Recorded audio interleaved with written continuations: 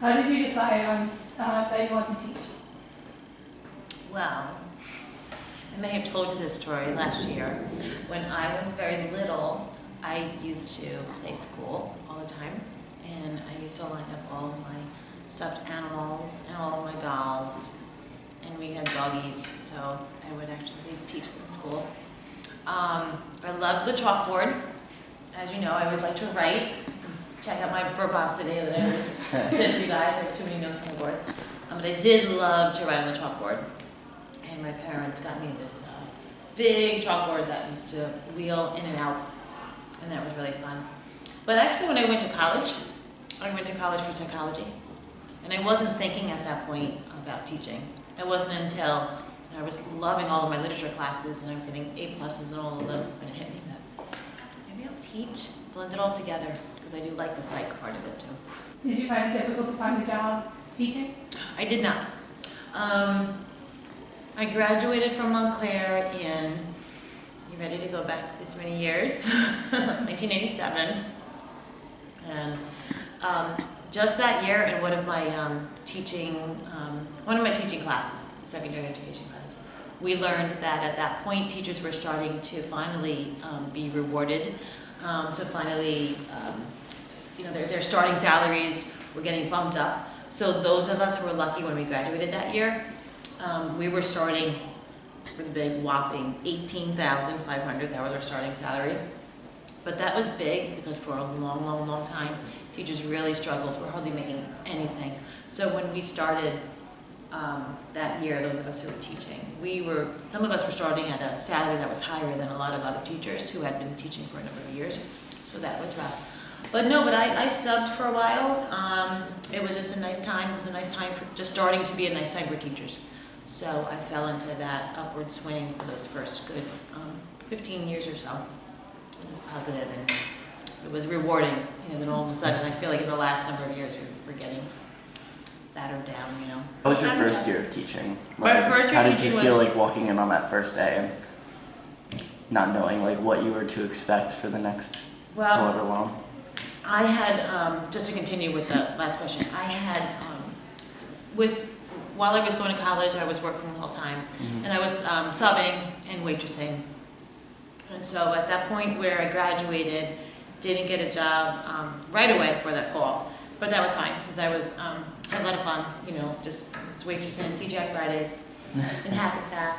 And I subbed all different ages, which I really liked. I'm from Bergen County, so I had my subbing certificate in for about 5 different schools. And so one day I would have kindergartners, then one day I would have high school kids. And I really liked it because I saw all different ages. I was student taught with with middle schoolers, which was right smack in the middle, crazy hormonal changes. But then I ended up, toward the end, I was subbing for about, from September through March.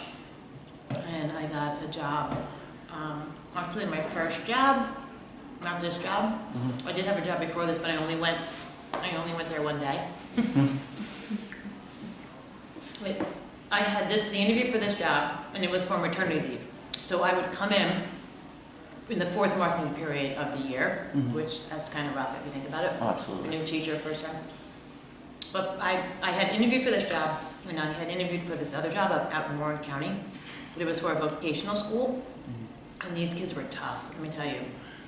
Some of them were, 21, they were very old, they were, girls were pregnant. It was just like 35 kids in a class. I went in there and I was a filler for, I guess, another teacher, because it was just a few days before I got the call that I got the job here. And it was crazy. They basically just said, oh, just do whatever you want. Just go in, do whatever. Go to the library and find a book or find whatever. Nobody was there to help me. It was really scary. And here I was, just 21 years old, and I'm walking in, and let me tell you, these were, big kids. I mean, I was just 21. Some of these kids were just like a year younger than I was. Some of them had failed and come back. It was just a tough crew. I'll never forget, like, just sitting back, they had your feet on the chairs.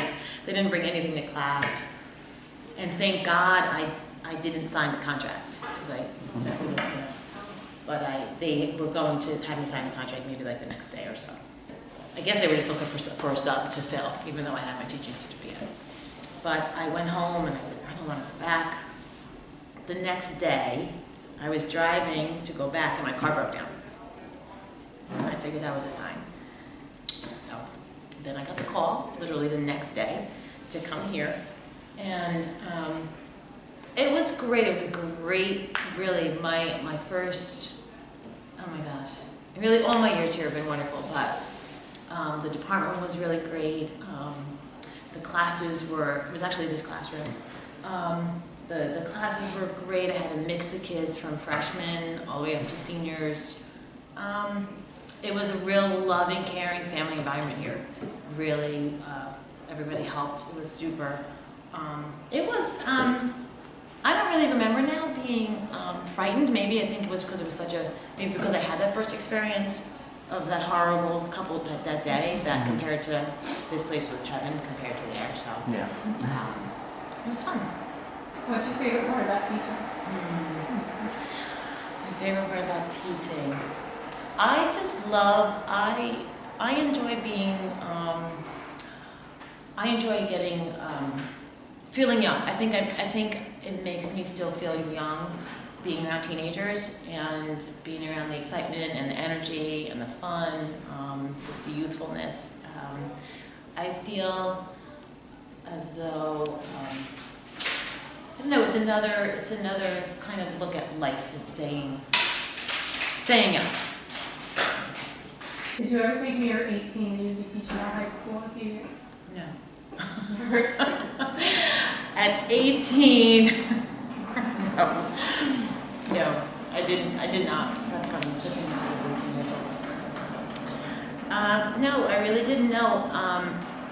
At that point, before I went off to college, see, my good friends of our family, we call them our cousins, they're my godparents, they're my parents' best friends.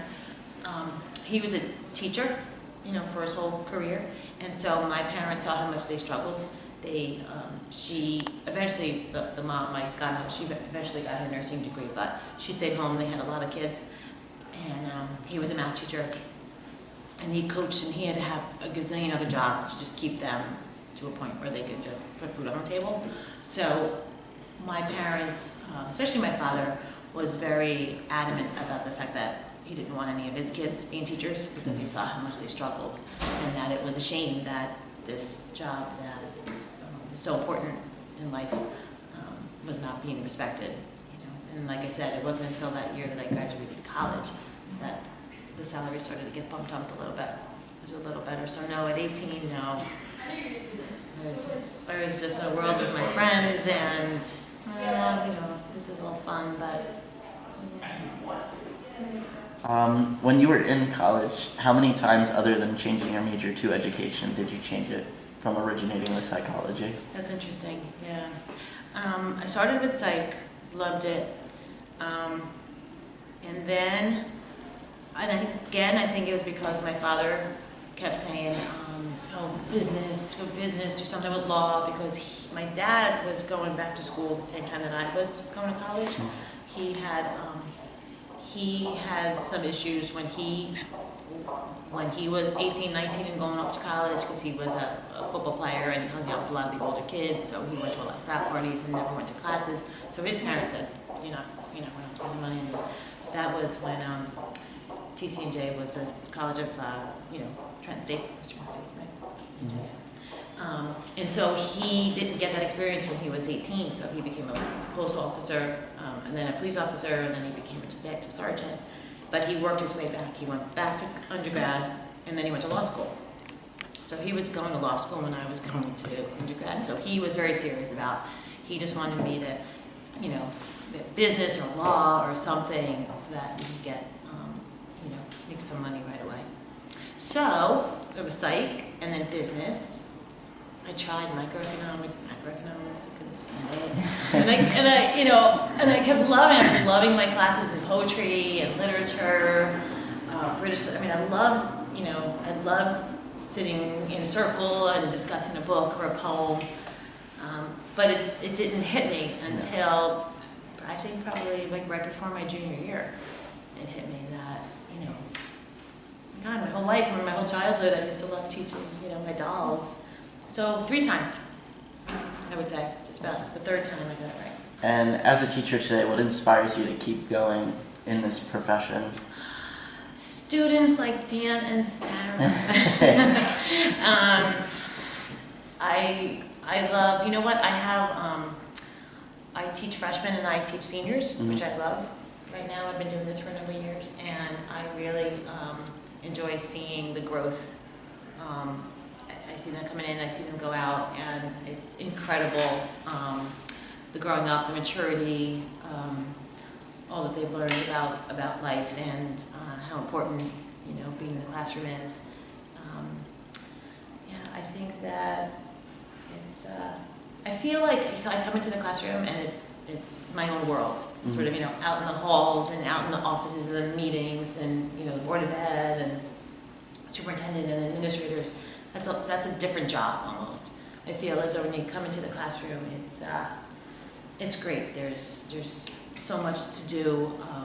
There's so much to explore. So many stories to share. I think the storytelling part of it is one of the best. You know, and there's so much to learn from each other, which I love. Do you have any advice for us as we go through college?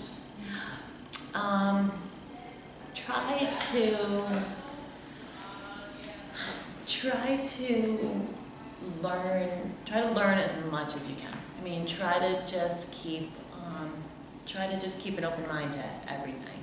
You know, similar to what, you know, I would tell you as seniors from the first day in class, that you may not want to read this piece, or you may not want to, you know, you don't feel like reading a speech right now, you don't feel like reading this newspaper article, or, you know, what does, you know, Truman Capote's book have to do with my life. But try it out. Just try to keep your eyes open to all different things that are out there. You know, go outside your boundaries and take classes that you never would have thought you wanted to take, because it goes so fast. You know, take Mandarin, take, you know, jazz dance class, or take something different.